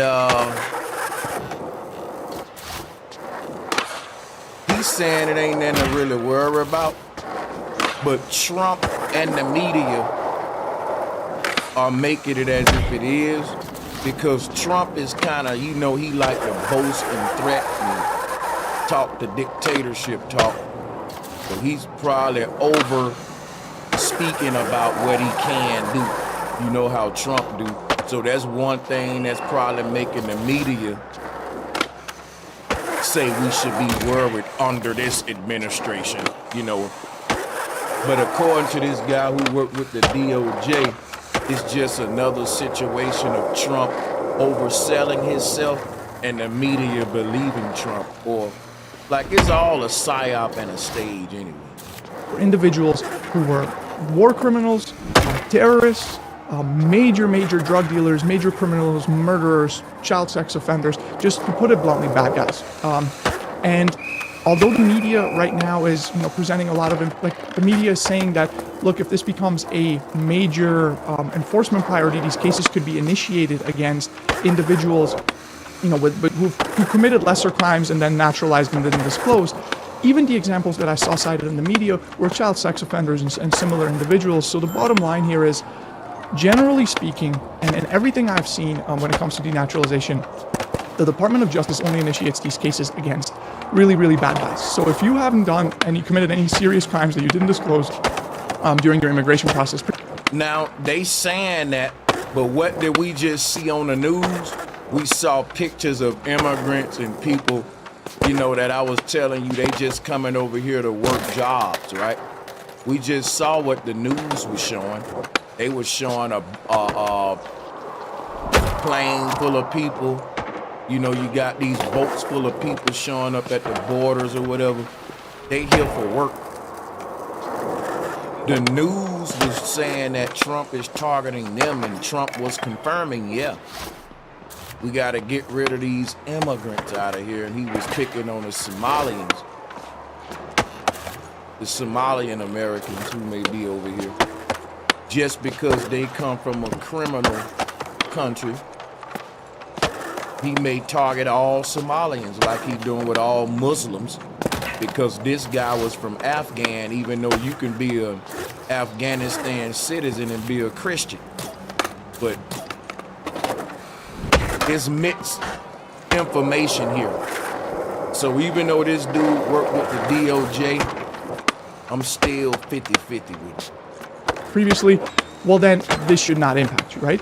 Well, let's assume the Department of Justice starts initiating these cases for lesser crimes. Even then, the U.S. federal judges, right, because these cases are filed in federal district court, so a federal judge will still have to make that decision. Yeah, I ain't gonna cape for nobody, but what I'm saying is we can't cape for Trump either, because I hear y'all when y'all say it ain't an FDA problem. I'm with you on that. I'm on code with that. But I don't like the fact that we using this to rally behind Trump. If that's what y'all doing, I can get if you're just like, hey, I don't care. You just ain't even ignoring none of that. But when we go to making it like, oh, Trump doing something for us, that's where I be like, okay, that's silly.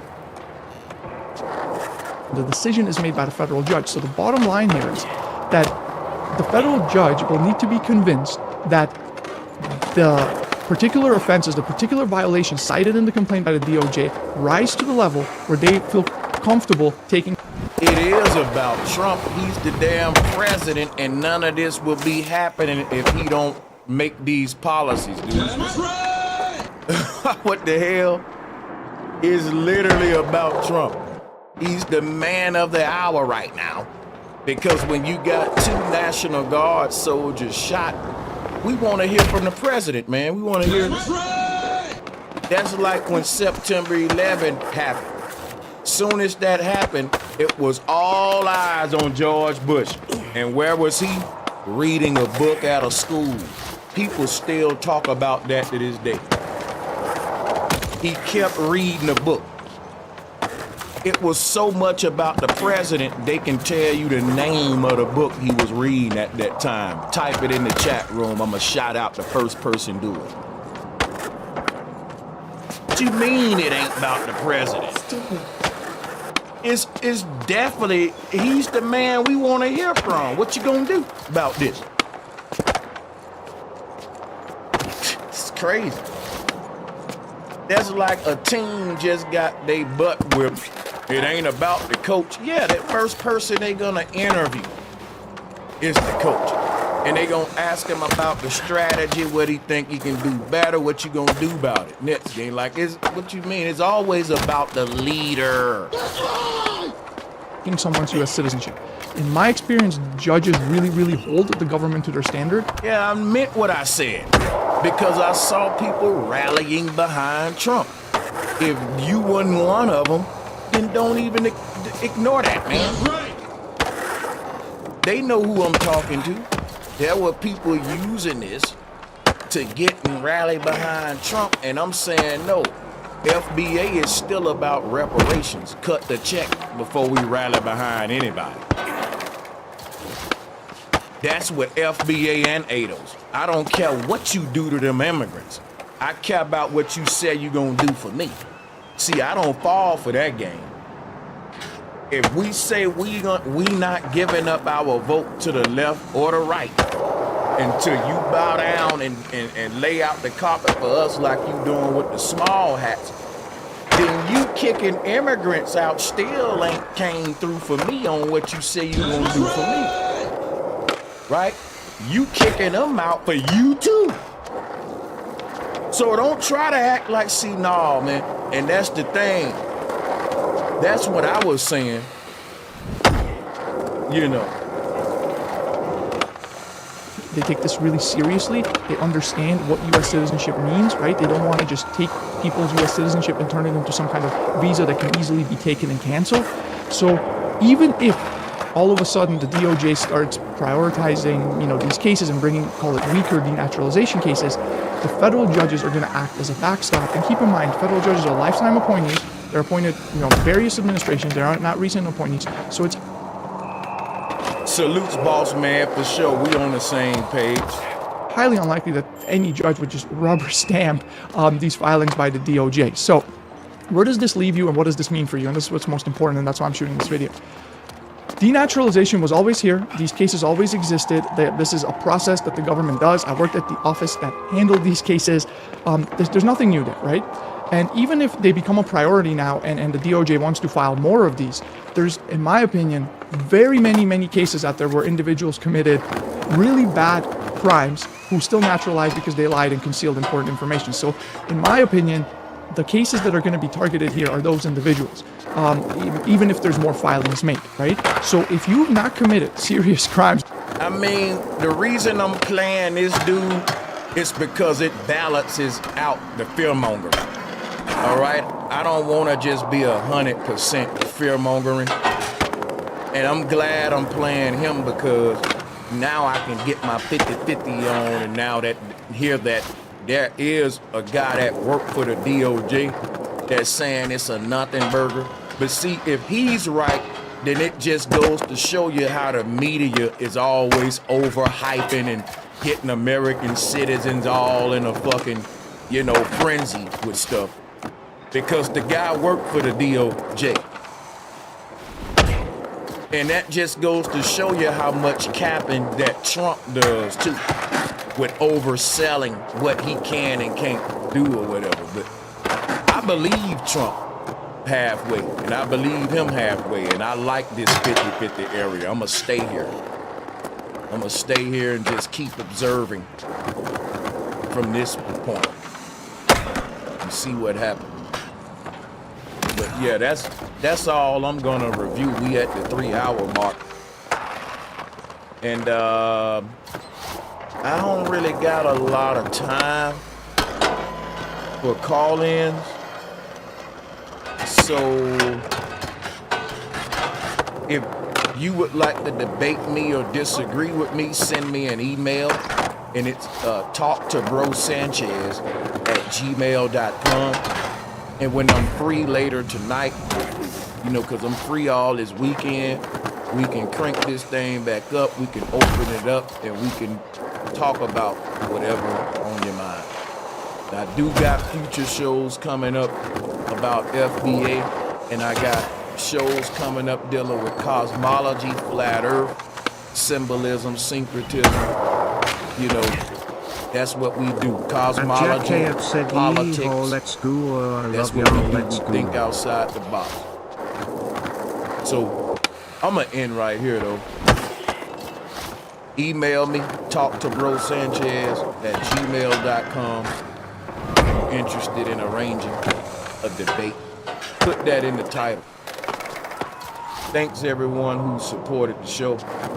I appreciate y'all. Righteous Kai, Ghetto 916, Hydrogen, Cole Brown, Goon Hope, and Miss Make Me a Drink, and all of my channel members and Patreons. And shout out to everyone that hit me up on the Cash App. It's $Bro Sanchez TV. And just since I thought about that,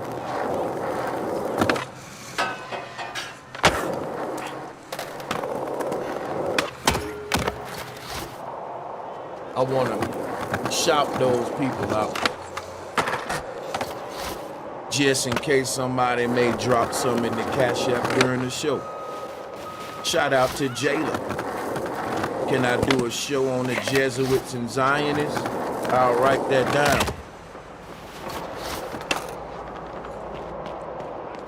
Yep. I can and will. Shall. Shout out to you, and shout out to Zero Titus for the Cash App. Gnosis and Transference. If you guys want to send in a Cash App donation before the end of the show, there you go. We'll read it before we get out of here. Shout out to Dwayne Robinson for the Cash App. Thanks, bro, for your time and research. Appreciate you, my brother.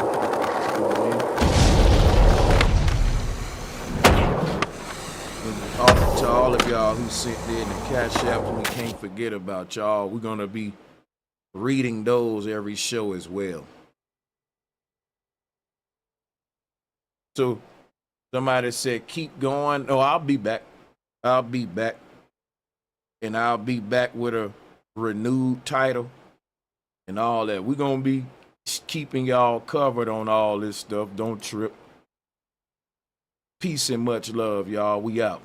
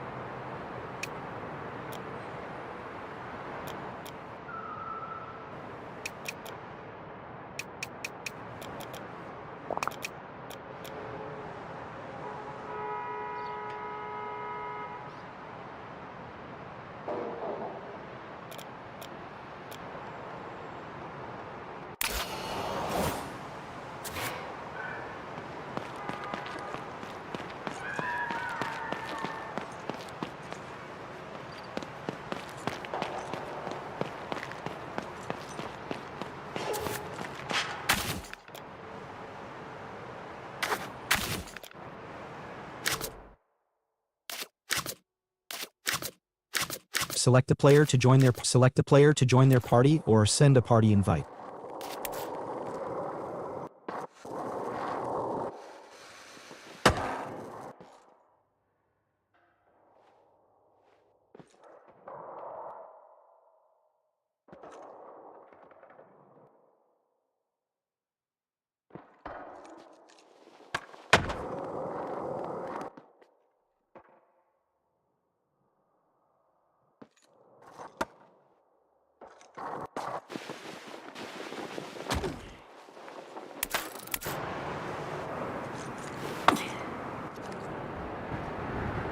Select a player to join their party or send a party invite. Select a player to join their party or send a party invite.